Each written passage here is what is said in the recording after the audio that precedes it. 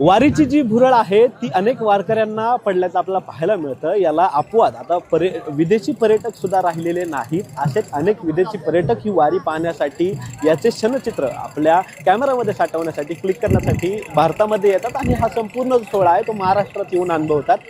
सध्या या ठिकाणी एक रिंगण चालू आहे माऊलींच्या पालखीचा आणि हे रिंगण पाहण्यासाठी एक परदेशी पाहुणा थेट लंडनवरून आलाय. त्याचं नाव आहे जॅक आणि त्यांनी हा संपूर्ण जो सोहळा आहे तो आता अनुभवला. आपण त्याच्याशी बातचीत करूयात नेमकं त्याला काय वाटतंय. हे jack, where are you from? England. You saw this festival Wari. What was your feeling? Amazing. It was amazing feeling.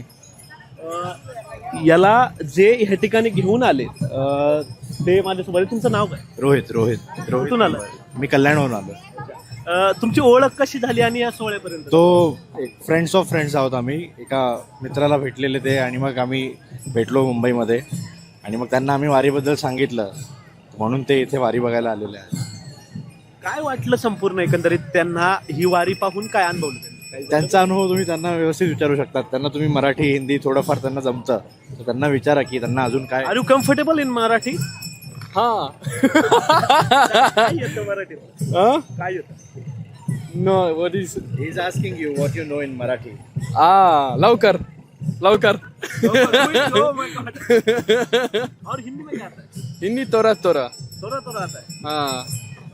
तर हा होता जॅक जो हा संपूर्ण सोहळा पाहण्यासाठी या ठिकाणी आला आणि त्यांनी हा संपूर्ण सोहळा जो आहे तो पाहिला.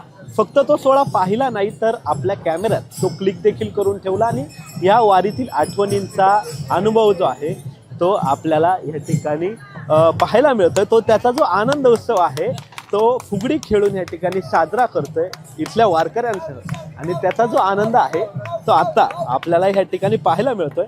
त्यामुळे या वारीची जी भुरळ आहे ती अनेक जे आहेत वारकऱ्यांसोबतच जी आहेत ती परदेशी पर्यटकांना पडल्याचं आपल्या ठिकाणी पाहायला मिळतं. कॅमेरामन दिनेश सिंगसह प्रथमेश तांबे, LS मराठी, सोलापूर. महाराष्ट्राचे कर्तबगार मुख्यमंत्री श्री देवेंद्र फडणवीस साहेबांना वाढदिवसाच्या हार्दिक शुभेच्छा. शुभेच्छुक श्री विक्रम संजय काकडे, आमदार, विधान परिषद महाराष्ट्र. माणूस काळाच्या पडद्याआड जातो पण त्याच्याकडून मिळणारी प्रेरणा मात्र कायम जिवंत राहते. स्वर्गीय अजितदादांना त्यांच्या जयंतीनिमित्त विनम्र अभिवादन.